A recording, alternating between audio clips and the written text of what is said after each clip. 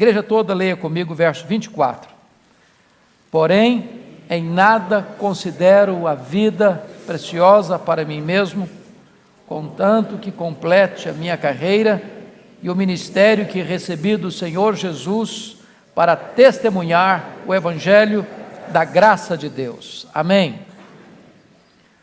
O contexto aqui, irmãos, é um contexto de despedida do apóstolo Paulo, dos pastores, dos presbíteros da igreja de Éfeso. Ele passara naquela cidade, capital de uma província, a província da Ásia Menor, 3 anos. Uma cidade com mais de 300 mil habitantes, uma cidade que era centro de idolatria no mundo, porque hospedava o grande templo da deusa Diana, uma das 7 maravilhas do mundo antigo, uma cidade fortemente marcada pelo ocultismo, e Paulo chega naquela cidade, sem os recursos que nós temos hoje, e em 3 anos a história da cidade muda.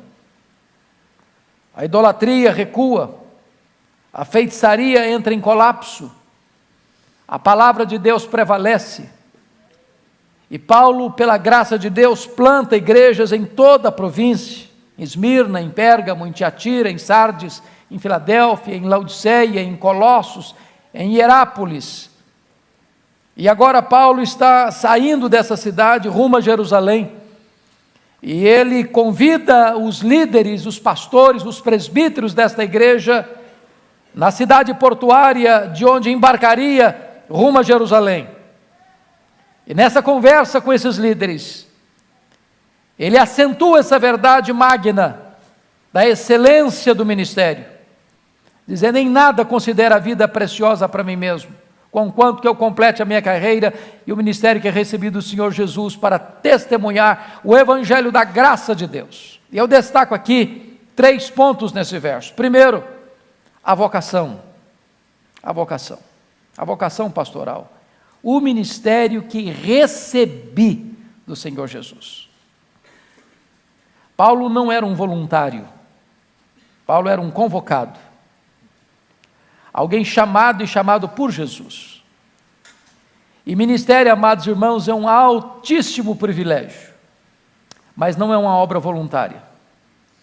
Ninguém deva se apresentar para ser pastor, você deve ser chamado para ser pastor.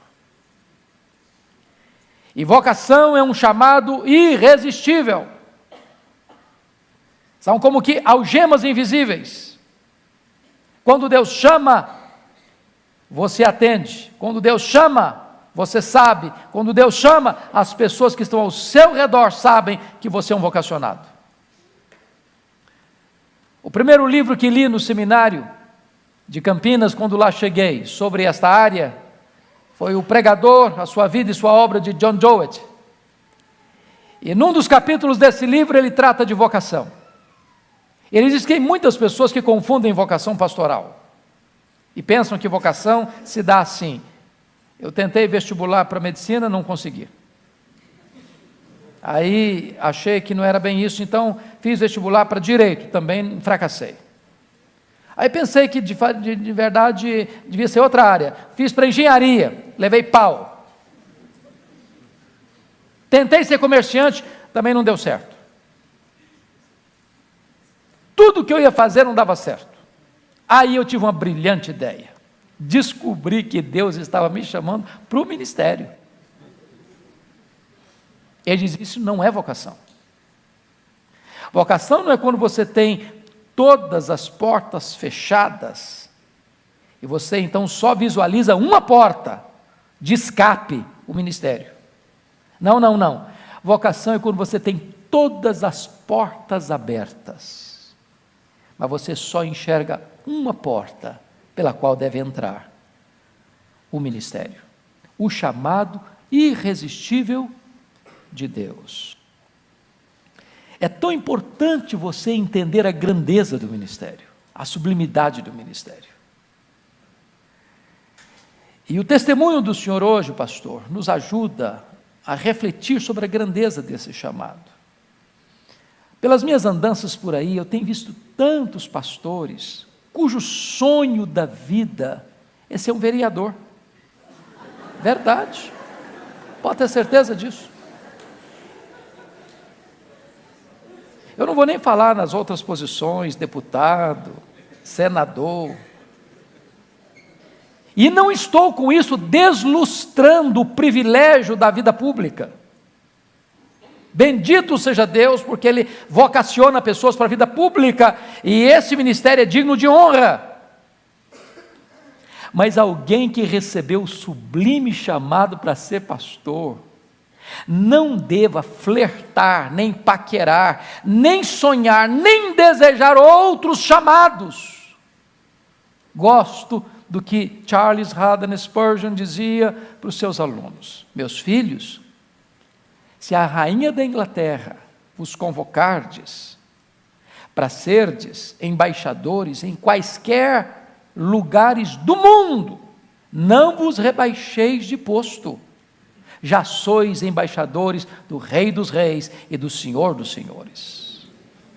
Todo pastor, todo homem de Deus chamado para o ministério precisa ter esse senso da grandeza desse chamado, o ministério que recebi do Senhor Jesus. A minha história é muito parecida com a história do pastor de Sambaia. Fui consagrado no ventre, só que a minha mãe, como a sua, nunca me disse. E ela, embora analfabeta, era uma mulher sábia, porque se tivesse me dito, talvez eu iria para o seminário, para cumprir o compromisso dela com Deus. Meu desejo de criança, até os 19 anos, era ser político. Pasmem vocês. Eu não perdi um comício por nada. Vocês se lembram que no passado, política acontecia na praça, na rua, no palanque. Enquanto o último orador não descia do palanque, eu não ia embora. Não ia embora. Exatamente no dia que fiz 18 anos, no dia do meu aniversário, eu tirei meu título e me filiei no partido. E um dia eu estava conversando com um presbítero, José Scherrer, e disse para ele: depois que eu me tornar um político e fizer direito, que eu queria ser advogado, depois que eu realizar o meu sonho, aí sim eu quero ir para um seminário, me preparar para servir a Deus melhor. E este homem botou o dedo no meu nariz, e com a autoridade de Deus disse: você quer dar o resto e a sobra para Deus, e Deus quer você agora, com a sua inteligência, com a sua juventude e com a sua força. E aquela palavra entrou como flecha no meu coração, e eu saí dali 100% seguro de que Deus me chamava naquele momento para ser pastor. Hoje, depois de 36 anos de ministério, entendo que não tem nada mais sublime na vida do que ser pastor. É vocação, é chamado. Mas a segunda coisa que esse texto mostra, irmãos, além da vocação, é abnegação. Ele diz assim: em nada considero a vida preciosa para mim mesmo. Se é verdade, e é verdade o que ele disse, não vamos morrer de fome. Aliás, eu trabalhava na Emater, na época, e o meu engenheiro-chefe me chamou na sua sala, ele gostava muito de mim, e disse: você vai ser pastor? Você é louco? Como é que vai ficar a sua família? Como é que você vai sustentar a família? Até porque, irmãos, a referência que eu tinha na minha época de pastor, era de um obreiro que cuidava de 5 igrejas, que chegava em casa uma vez por mês, ele tinha 2 camisas, uma era remendada, não tinha esse negócio de pastor ter um carro próprio. Era esse padrão de vida que enchia os meus olhos.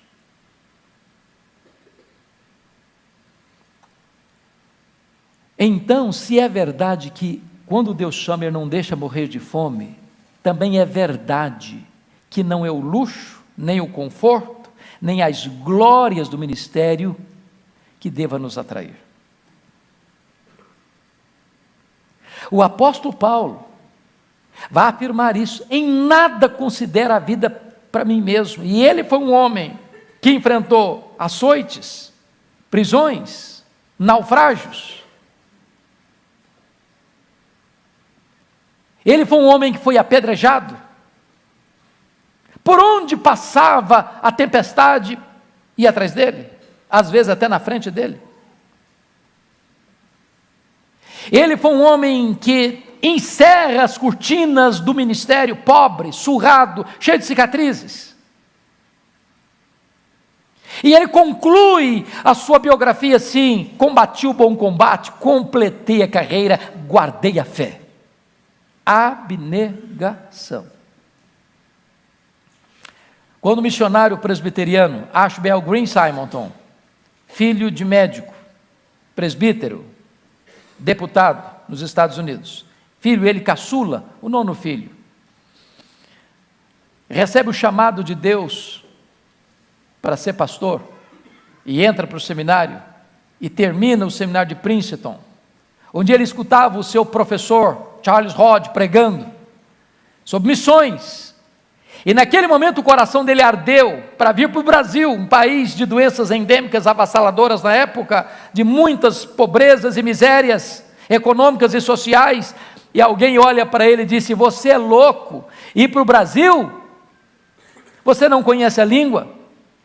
Tem tantas doenças endêmicas e epidêmicas e pandêmicas, quase diríamos. Você vai deixar sua mãe já idosa?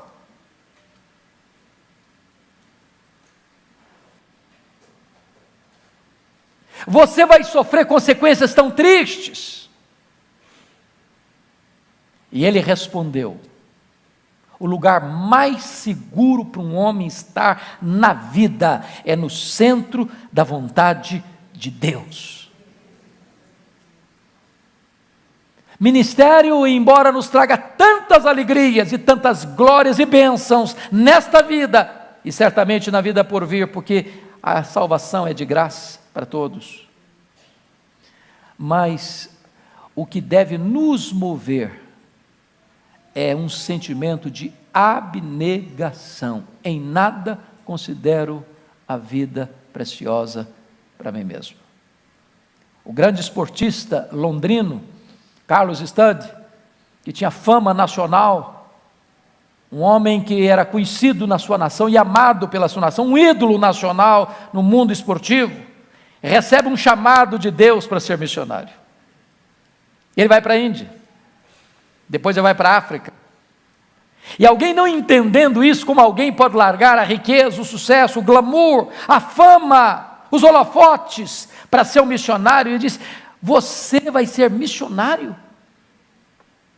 Isso é um sacrifício grande demais para você fazer? E ele respondeu: se Jesus Cristo é Deus, e Ele deu a sua vida por mim, então não tem sacrifício tão grande que eu possa fazer por amor a Ele. Abnegação. Mas finalmente, irmãos, esse texto nos apresenta uma terceira verdade. Primeiro é vocação, segundo é abnegação, terceiro é paixão. Ele diz o seguinte: em nada eu considero a vida preciosa para mim mesmo, conquanto que eu complete minha carreira e o ministério que eu recebi do Senhor Jesus. Para quê? Para testemunhar o evangelho da graça de Deus.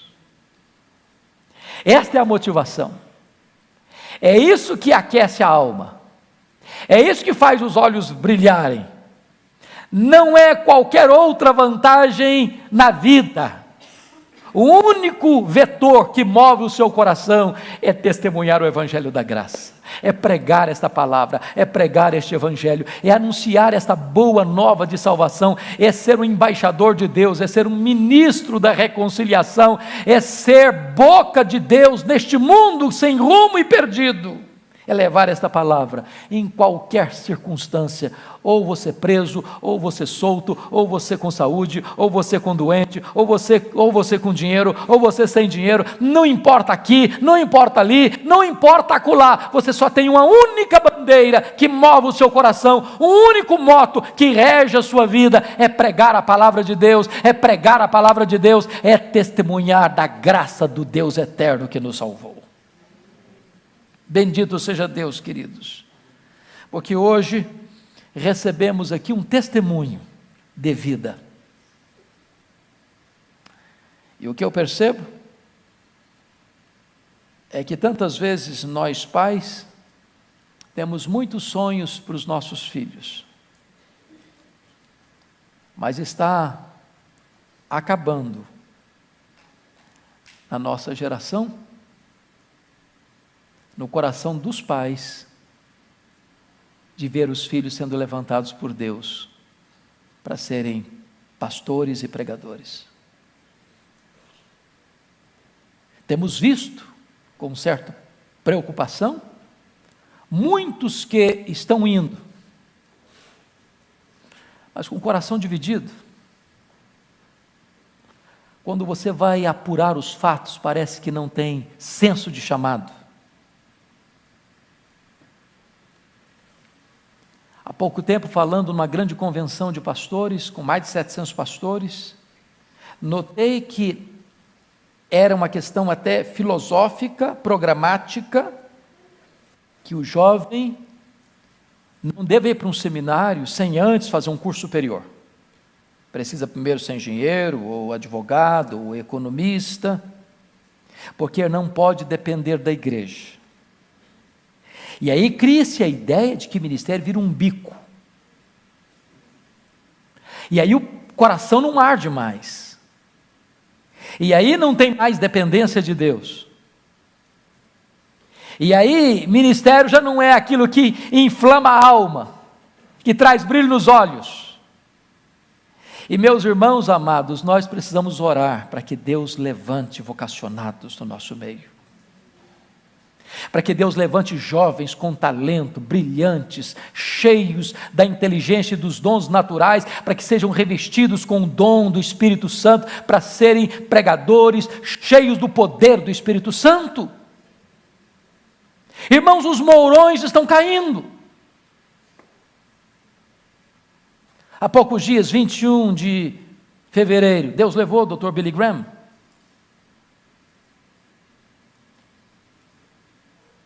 Deus tem levado alguns entre nós, Russell Shedd. E nós não podemos ter um hiato tão longo, irmãos, daqueles que estão indo para aqueles que estão se levantando. Quem sabe, nesta magna assembleia, Deus levante dos nossos filhos aqueles a quem Ele quiser levantar. Quem sabe, ouçamos o desafio do pastor Nitsan Bahia, que as mães, que os pais, que os avós comecem a orar para que Deus levante dentro da nossa casa, dos nossos filhos, dos melhores, para que façam a obra de Deus enquanto é tempo. Se nós não ajuntarmos riquezas aqui, certamente ajuntaremos lá. As riquezas daqui, o fogo vai destruir, as riquezas de lá são eternas. Que Deus nos ajude a entender as glórias do ministério, as excelências do ministério, a vocação, a abnegação e a paixão. Que Deus nos abençoe.